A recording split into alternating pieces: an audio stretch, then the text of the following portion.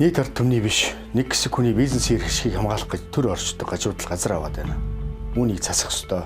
Ард түмний эрх ашигаас илүү бизнесийн эрх ашиг гэж байх ёсгүй. Төрн төрөөр хувийнхнаараа байвал үг нэг сайнс. Улс төр бизнесийг салгах цаг нь болсон. Үүний эсрэг төрийн бодлого тууштай байх ёстой. Монгол төрийн бодлого хэсэг хүний төлөө биш, хүн бүрийн сайн сайхны төлөө байна. Мие гомбын энх болт. Эрхэм та бүхнийхээ амар амгалан айлтхан мэдчихлээ. Эвтэй Монгол хөтөлбөр эхэлж байна. Анхаарлаа хандуулна. Монгол Ардын намаас нэр дэвшигч Мие гомбын энх болд говийн аймагуудаар иргэдтэй уулзалт хийлээ. Уулзалтаас бэлтгэсэн нэвтрүүлгийг та бүхэн хүл авч үзнэ.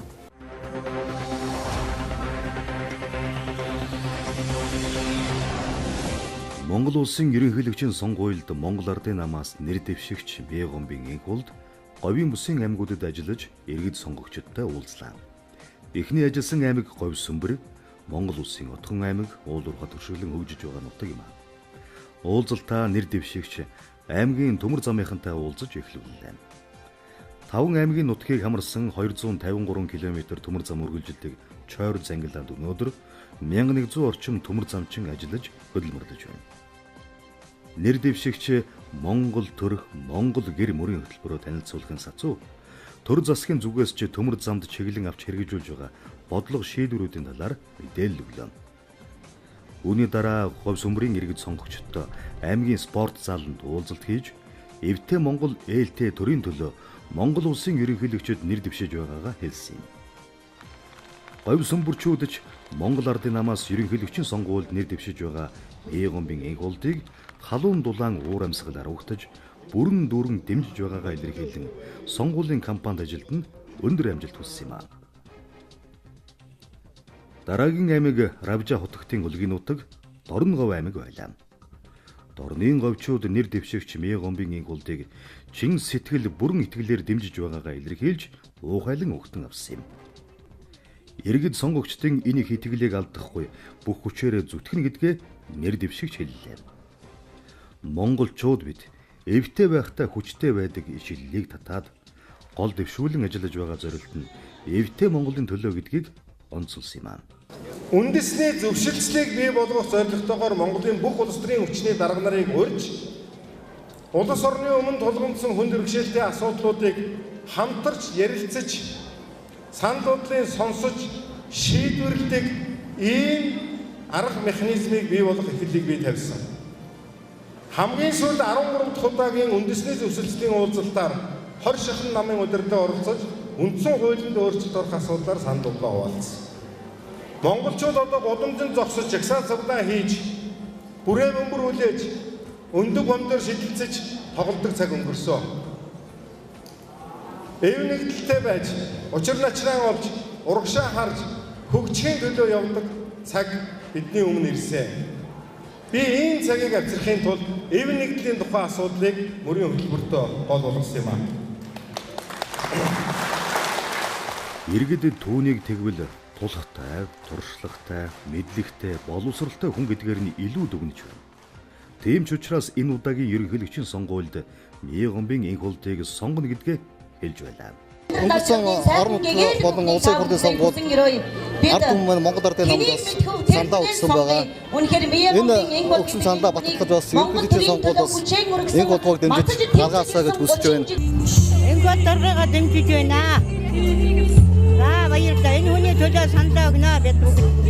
Мие гомбын энх болдын төлөө сандаа өгнө.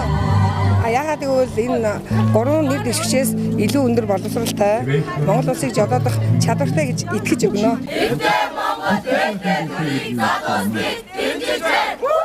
Эвтэй Монгол ээлтэй төрийн төлөө Монгол улсын ерөнхийлөгчөд нэр дэвшсэн Мие гомбын энх болдыг өмнө говьчууд мөн дэмжиж байлаа.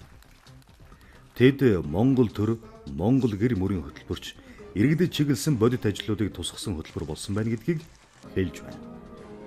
Монгол Ардын намаас нэр дэвшиж Мие гомбын энх болдын мөрийн хөтөлбөрийг уншиж үзсэн.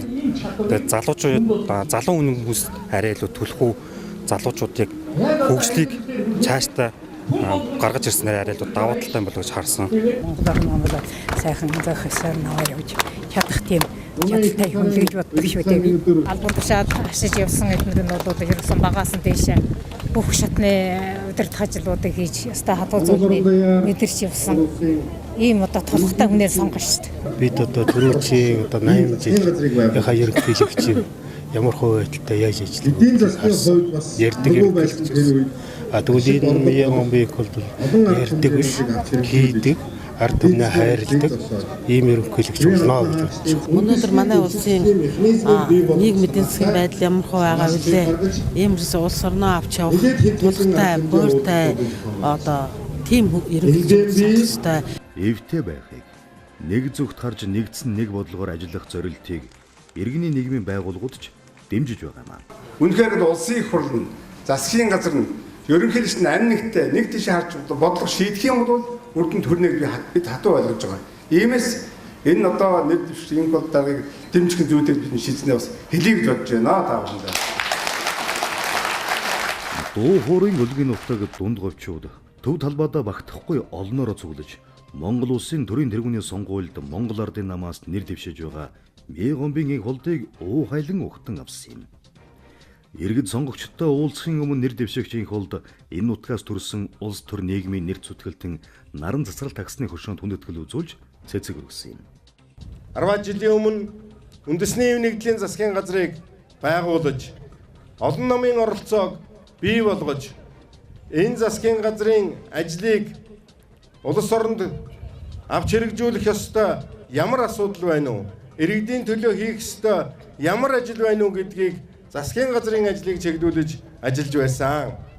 Энэ засгийн газар 5 намын төлөөлөл орсон. Үнэхээр олон намын төлөөлөл гихтээ нэгдлийг илэрхийлж ажиллаж чадж байсан ийм засгийн газраа. Энэ засгийн газрын барилга хот байгуулалтын сайд засгийн газрын гишүүнээр үндэсний ардчилсан намын төлөөлөл болж энэ нутгийн унгонхуу, энэ нутгийн төр нийгмийн нэрт зүтгэлтэн жанлуун наран засрал тагсан ажиллаж байсан юм аа. Өнөөдөр 6 сарын 10-ны өдөр энэ хүний төрсөн өдөр. Би энэ уулзалтын өмнө талигач шасан жанлуун наран засралтын хөшөөнд хүндэтгэл үзүүлж цэцэг өргөөд ирлээ. Энэ хүн миний удирдсан засгийн газарт сайдаар ажиллаж байсан. Энэ хүний удирдах байсан хотын удирдлагын ажлыг би бас уламжлуулж авч явж байсан. Ийм төр улсын ажлын бас хамтарч зүтгэж явсан анд нөхөр минь байсан юм аа. Дунд говийн иргэд сонгогчдод өргөн барьсан Монгол төр, Монгол гэр мөрийн хөтөлбөрийнхэн талаар дэлгэрэнгүй мэдээлэл өгч Монгол улс 5 дахь төрийн тэргүүнээ сонгох хариуцлагатай энэхүү сонгуульд идэвхтэй оролцсон сонголтоо зөв хийгээрэй хэмээн Монгол ардын намаас нэр дэвшигч Мие Гомбын инх болд уриалсан. Харин түүнийг сонгох хэд хэдэн шалтгаан бий гэдгийг хамтран зүтгэдэг нөхд нь болон жирийн иргэд нийгмийн зүтгэлтнүүд ингэж тодорхойллоо. Энэ хол даргын төрийн хүнд байх олон шинжүүд бий.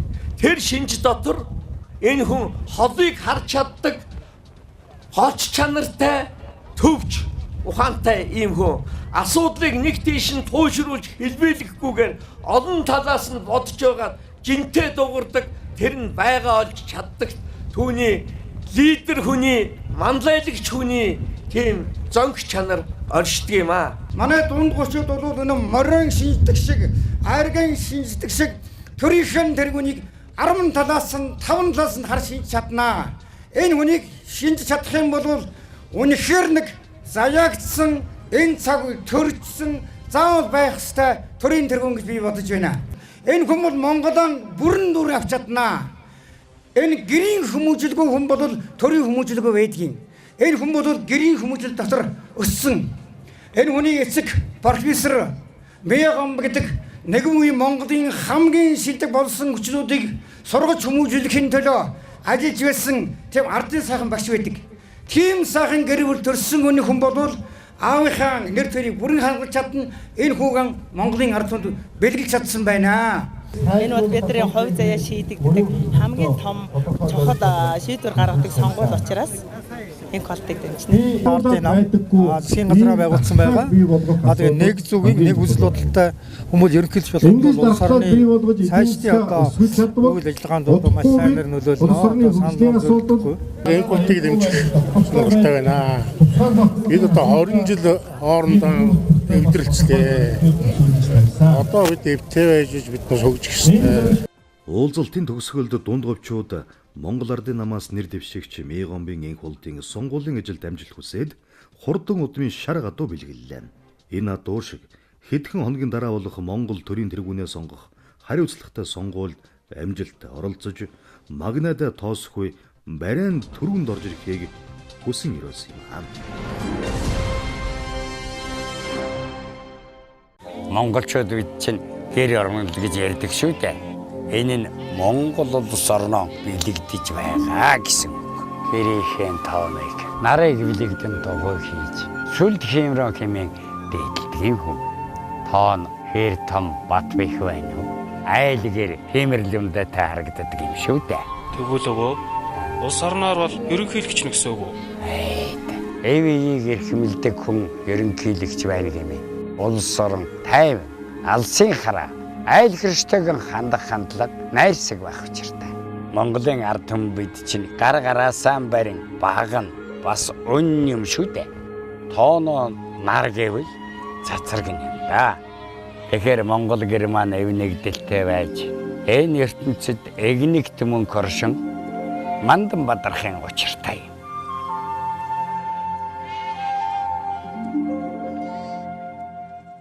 Төвийг чиглэсэн их нүдлийг багасгаж төвлөрлийг сааруулах цогц бодлого нэн төрөнд хэрэгтэй байна. Энэ үднээс Монгол Улсын ерөнхийлөгчийн сонгуульд Монгол Ардын намаас нэр дэвшигч Мегомбын энх улдын Монгол гэр Монгол төр мөрийн хөтөлбөрт шинэ хөдөө бодлогын цогц асуудлыг тусгасан байна. Улаанбаатар хотод жилдээ 70 мянган иргэн шилжин ирдэг статистик судалгаа байна. За тодорхойлж хэлбэлээр нийслэлчүүд жилдээ нэг аймагт тэнцэх хэмжээний ирэг дээр бүл нэмдэг бол эсрэгээр хөдөө орон нутагт хүнээ хот руу алдаж эзэнгүүдэж байгаа. Ер нь хөдөө сумын төв бол эдгүүрх тал руугаа хандаад байгаа шүү дээ. Сүүлийн одоо 20 ажилд. Яагаад вэ гэвэл энэ залуучууд чинь сумын төвд нэгдүгээрт хийх ажил алга. Хоёрдугаар соёл урлаг хүмүүжлийн ажил тэнд дөрвтаа зохиогдохгүй байна. Механикжуулагч ерөөсөй байхгүй болсон шүү дээ. Одоо ингээд хамгийн залуу энэ л би байсан шүү дээ ерөөсөй. Тэгээд надаас хойш үе бол ерөөсөй байхгүй. Тэгээ одоо ингээд залуучуудыг сургах гэхээр залуучууд чинь нэг жил яваад тэгэл хашраад яваад байдаг. За энэ асуудлыг шийдвэрлэх гарцсан нэр дэвшигч Мегомбын их улдын мөрийн хөтөлбөрт тусгалаа олж байна. Атрын аяны хөрсөн төвшинг ахиулах, малын гаралтай түүхийн эдийн үнийг докторжуулах бодлогод анхаарна. Хөдөө орон нутагт амьдардаг иргэдээ татвар, зээлийн бодлогоор дэмжинэ. Мал сүргийн удмын санг хамгаалах, гоц халдвар төвчнөөс урьдчилан сэргийлэх, малын гаралтай түүхийн эд бүтээгдэхүүний аюулгүй байдлыг хангах зорилгоор улсын мал эмнэлгийн тогтолцоог сэргээх хөгжүүлэх талаар засгийн газарт чиглэл хөргүүлнэ. Хан, өн, таан гэдэг. Цавааха. Энэ инх болдгоо чинь гэр бариад байна уу да? Мөрийн хөтөлбөрөө Монгол төр, Монгол гэр гэж гарч гэлсэн биз дээ. Цавааха. Тэгвэл энэ улс орны баг чи юу юм бэ? Улс орны хөгжлийн гол тулгуур баг нь эдийн засаг гэсэн байсан та. Сэхэн амьдруулахаас энгийн тасагт шилжсэн эдийн засгаа эмнэлгээс гарган эрүүлжүүлнэ. Монгол төр, Монгол гэр мөрийн хөтөлбөр. Баган тулгуур нь бат хөөлж. Уул сайхан да. Тэгвэл хямрал баяртай шүү дээ. Төр тогтвортой байх юм бол төгрөг тогтвортой байх юм да. Эвтэй Монгол ээлтэй төр. Мегомбын энх улд. Эвтэй Монгол хөтөлбөр өндөрлөж байна. Хамт байсан та бүхэндээ баярлалаа. Маргааш иргэн уулзъя. Баяртай үзэгчтэй. Дэлхийд даяарч байгаа энэ нөхцөл хүүхэд залуучуудаа төлөвшүүлэхийн тулд нүүдэлцлийн соёл иргэншил тулгуурсан орчин үеийн хөгжилтэй зохистой хослуулсан төрийн бодлогыг боловсруулж Монгол дархлаатай, Монгол бахархалтай, Монгол хүн төлөвшүүлэх явдал нэн чухал байгаа юм аа. Үндэсний үнэт зүйлсээ үр хүүхдүүдэд өвлүүлэх нь Монгол төрийн амин бодлого байх болно. Эвтэй Монгол ээлтэй төр. Мегомбын энх улд.